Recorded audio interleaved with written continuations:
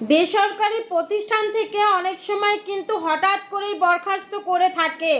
আপনাকে যদি কোনো বেসরকারি প্রতিষ্ঠান হঠাৎ করে বরখাস্ত করে, তাহলে আপনি কিন্তু সুনির্দিষ্ট প্রতিকার আইনের 42 ধারা অনুসারে ঘোষণামূলক মোকদ্দমা দায়ের করতে পারেন। এই মোকদ্দমায় আপনি আদালতকে যদি বোঝাতে পারেন যে আপনাকে যে বরখাস্ত করা হয়েছে সেই বরখাস্তটা অবৈধভাবে করা হয়েছে এটা, তাহলে কিন্তু আদালত ঘোষণা দেবে যে আপনাকে যে বরখাস্ত করা হয়েছে এই বরখাস্তটি অবৈধ। তাহলে কিন্তু আপনার চাকরিটি বেসরকারি প্রতিষ্ঠানে আবার পুনরায় বহাল থাকবে।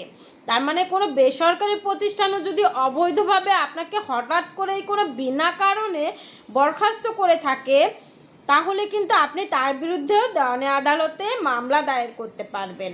আপনারা যারা আইনি পরামর্শ চাচ্ছেন তারা আমার সাথে যোগাযোগ করতে পারেন।